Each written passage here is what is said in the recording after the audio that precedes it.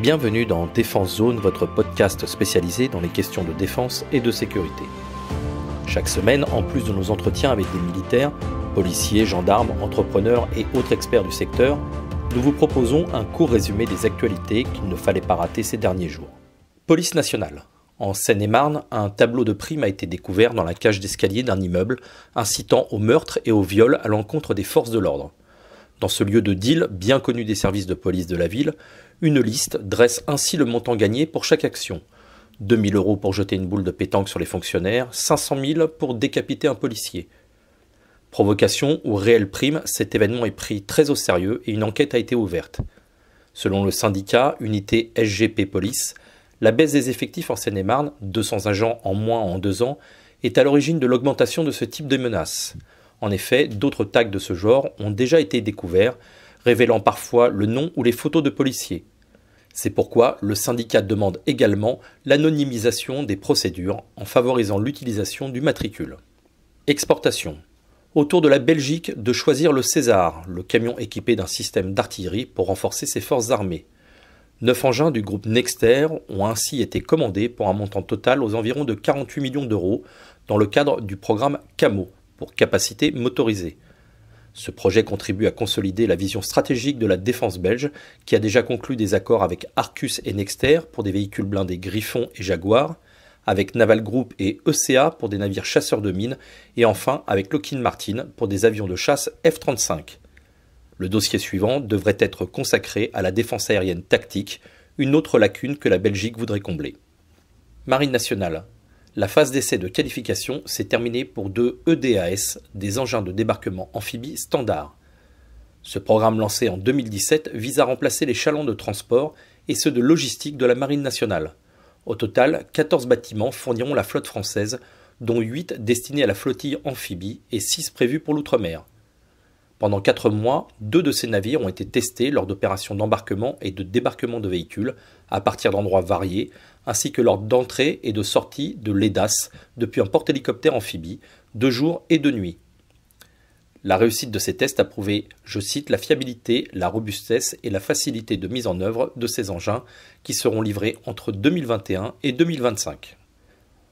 Armée de l'air et de l'espace. Après le Syracuse 4 dont nous parlions la semaine dernière, 3 autres satellites rejoindront l'espace ce mois-ci. Les systèmes CERES, pour capacité d'écoute et de renseignement électromagnétique spatial, inédits en Europe, seront déployés par la direction du renseignement militaire dans le but de collecter et d'analyser des données. En complément des satellites viendront s'ajouter un bâtiment léger de surveillance et de recueil du renseignement, le BSLR de la Marine nationale, des drones Mk9 Reaper Block 5, capables de réaliser du renseignement d'origine électromagnétique, et 3 Falcon Archange de l'armée de l'air et de l'espace. Ces avions doivent remplacer les Transal C-160 Gabriel en 2025. Cependant, vieillissants, malgré leur performance en termes de renseignement, les Transal seront retirés du service avant l'arrivée des Falcon. En cause, l'achat de 12 Rafale 9 pour compenser la vente des aéronefs d'occasion à la Grèce et la priorité mise sur d'autres points du programme de défense. Gendarmerie. Du 16 au 29 octobre, 2 moniteurs pilotes et un instructeur mécanicien de bord des forces aériennes de la Gendarmerie nationale, la FAGN, se sont rendus en Équateur pour accompagner la réception des Airbus H145D2 par l'escadron Cobra Ala des Combat 22. Après les avions légers, c'est désormais l'hélicoptère que les militaires équatoriens utiliseront dans leur mission de sécurité des frontières, de lutte contre le trafic de stupéfiants ou encore de sauvetage en haute montagne. Au total, les Français ont effectué 32 vols avec leurs homologues pour transmettre leur expérience sur l'utilisation des différents équipements de la machine, comme le treuil par exemple, les caméras électro-optiques ou l'oxygène pour l'équipage. Cet échange a aussi été l'occasion pour les gendarmes de tester le potentiel exceptionnel de la machine en haute altitude, avec 2 posées à proximité du sommet du volcan Cotopaxi à respectivement 5750 et 5500 mètres d'altitude. Rendez-vous est déjà pris pour de nouveaux échanges l'année prochaine. D'ici là, 3 autres spécialistes de la FAGN franchiront eux aussi l'Atlantique dans quelques jours pour former les pilotes sud-américains au vol de nuit et aux opérations d'appui au sol par aérocordage. Armée de champions pour terminer.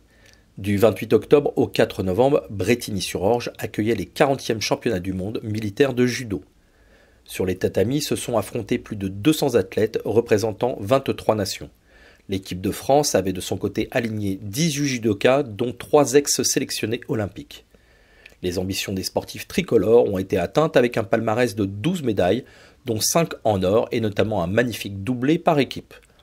À l'issue de la compétition, les judokas tricolores terminaient en tête du classement des nations. Voilà pour l'essentiel de l'actualité cette semaine. Pour en savoir davantage sur cet univers et pour découvrir tous nos articles et reportages, rendez-vous sur notre site internet défense-zone.com. Pour plus de brèves, d'articles de fond et de photos, nous éditons également tous les 3 mois un magazine papier que vous pouvez recevoir en étant abonné à notre espace premium. Il vous permettra aussi d'avoir accès à des contenus exclusifs sur nos différents supports. Vous trouverez tous les liens nécessaires dans la description de cet épisode. En attendant, nous vous souhaitons une bonne journée et nous vous donnons rendez-vous la semaine prochaine pour un nouveau résumé de l'actualité des forces de défense et de sécurité.